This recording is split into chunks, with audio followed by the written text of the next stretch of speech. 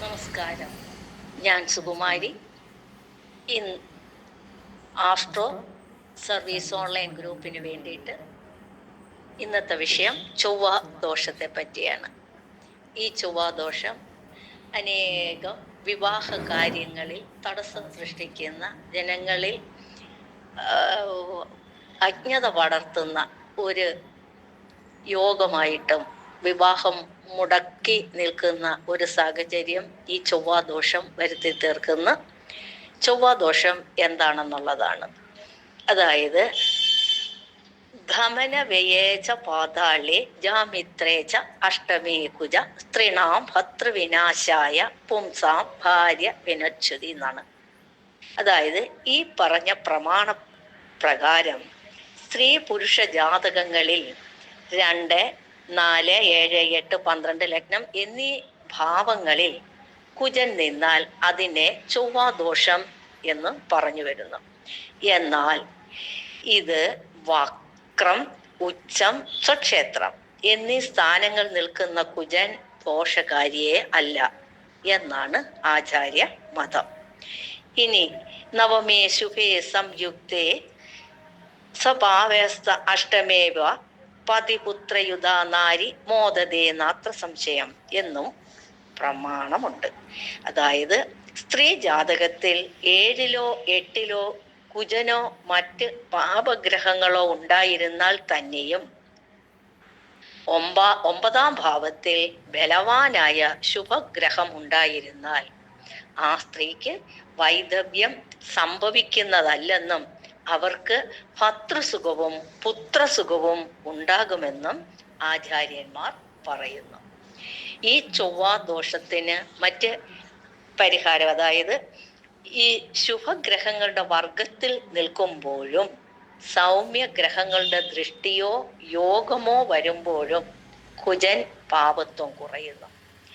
അപ്പോൾ കുജന് പൂർണ്ണ പാപത്വം കൽപ്പിക്കുകയേ ചെയ്യരുത്.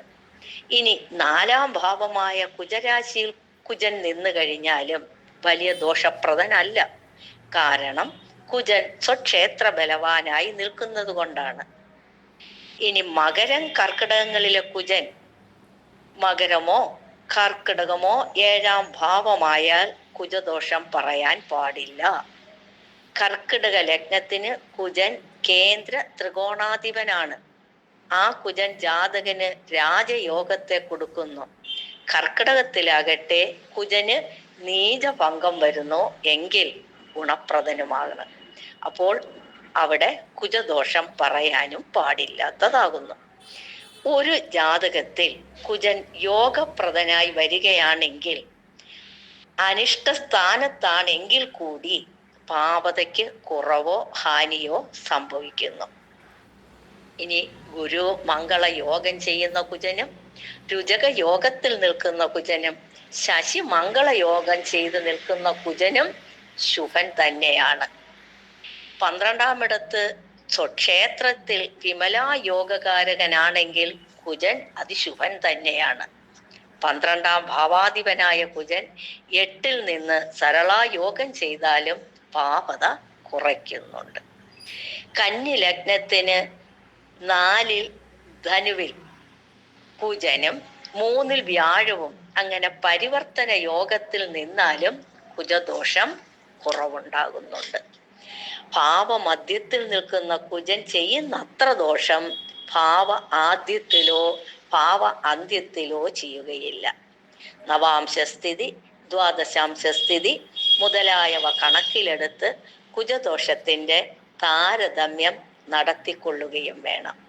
അങ്ങനെ ലഗ്നം 2, 7, 4, 7, 8, 12 ഭാവങ്ങളിൽ കുജൻ നിന്ന് കഴിഞ്ഞാൽ ഉടനെ അത് കുജദോഷമാണെന്ന് പറഞ്ഞ് ഭയപ്പെടുത്തുന്ന രീതി മനസ്സിലാക്കുക. നന്ദി, നമസ്കാരം.